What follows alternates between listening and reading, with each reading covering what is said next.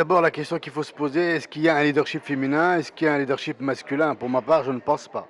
Je pense qu'aujourd'hui, pour une entreprise, quelle qu'elle soit, elle a besoin d'avoir des managers qui comprennent le monde dans lequel ils évoluent, qui comprennent aussi qu'une entreprise forte, c'est aussi une entreprise qui engage ses collaborateurs, donc qui sache les motiver, et en même temps, qui manage une entreprise pour s'adapter à cette mondialisation.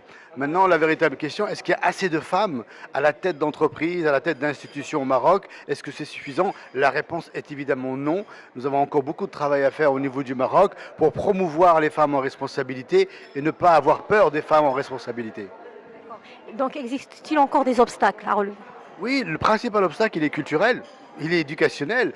Le Maroc est une société d'hommes. Et donc, ce sont les hommes qui font les lois, qui font, je dirais, les process d'évolution, de promotion. Donc, les hommes ont peur pour leur place, pour le pouvoir. Donc, tant qu'il y aura cette crainte et ce retard culturel, les femmes, elles auront du mal. Maintenant, grâce à l'entreprise, puisqu'elles peuvent créer l'entreprise avec leurs propres besoins, leurs propres vouloirs, eh ben, à ce moment-là, elles pourront prendre le pouvoir de main sur le plan économique, sans demander rien à personne. Et à un moment donné, le pouvoir politique s'installera durablement.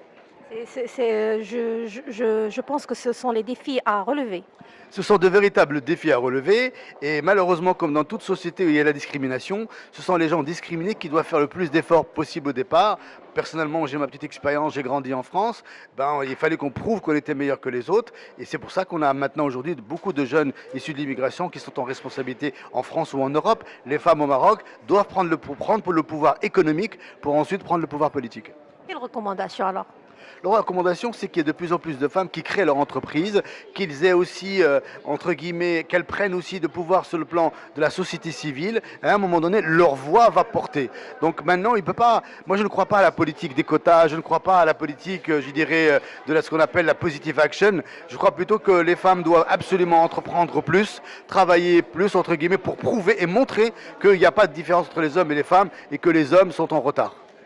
On comprend alors que les perspectives sont prometteuses.